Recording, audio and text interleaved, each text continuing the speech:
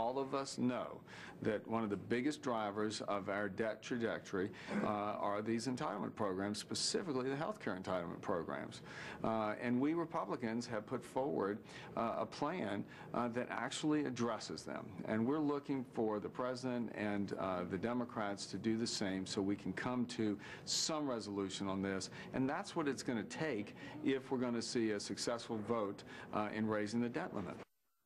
Well, refusing to raise the debt limit is likely to force these politicians to deal with entitlement reform and spending cuts now. That's according to my next guest, Beth Martin. She's the co-founder of the Tea Party Patriots. She's joining us tonight from Atlanta, and great to see you. You just heard Eric Cantor talking about coming together on the debt ceiling, cutting spending. Do you really believe that that's going to happen? That is, the cutting spending part? Well, at some point it's going to have to happen. We're going down a path that is unsustainable, and Congress and our elected officials have to accept the fact that this country has a spending problem, and until we get our spending under control, we're never going to get our debt and deficit under control. I agree with that truism. I've been covering that. That clock has been around for I don't know how many years, at least a decade and a half, perhaps 2 decades. And I swear to you, it has been a serious business from the outset, from the end of the Reagan administration till now.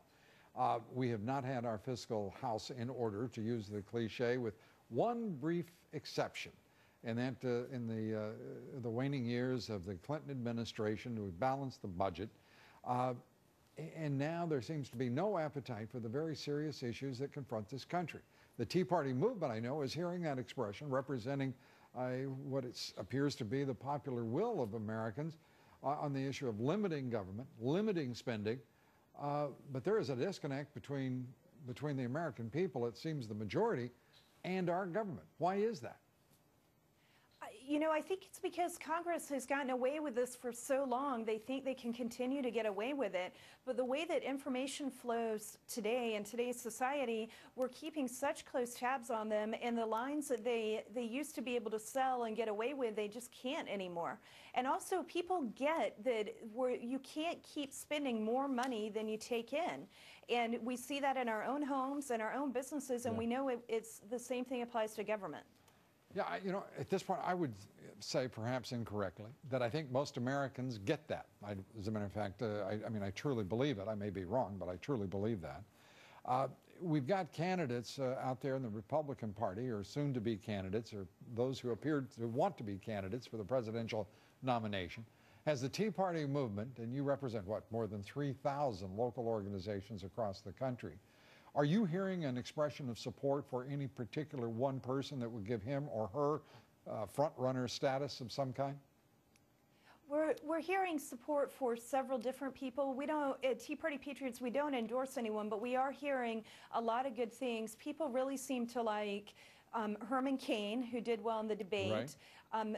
Michelle Bachmann, who may or may not be running for office, and also Ron Paul, who has talked about ending the Fed and bringing the Federal Reserve back under control. And those things all resonate with the Tea Party movement. I'm surprised you didn't include Governor Sarah Palin. I think that Sarah Palin has a place, and people do like her and respect her. It just seems that the 3 that I mentioned are the ones that I hear the most often from the emails and Facebook exchanges that I get. So at this point, we've heard from Newt Gingrich. He is against the Medicare provisions within the Ryan budget plan. He is for the individual mandate in the Obamacare law. What is your reaction? What has been the reaction from your membership? Yeah, it sounds like he is just out of touch with what the Tea Party movement wants, and really what the vast majority of Americans want. I'm not sure where he came up with these statements, but definitely the individual mandate, it's what most people have the most problem with in the Obamacare legislation. And Mr. Obama, this president, his approval rating has dropped now to the latest presidential tracking poll, the Gallup Daily Presidential Tracking Poll, to 48 points. He's come back from those highs after, if you will, post bin Laden. Do you think this president is particularly vulnerable, or do you think he's going to be significant opposition to any candidate put forward?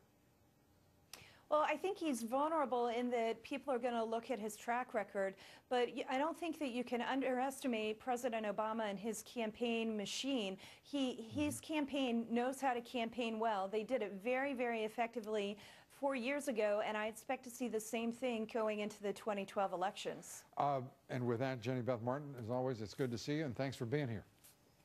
Thank you for having me.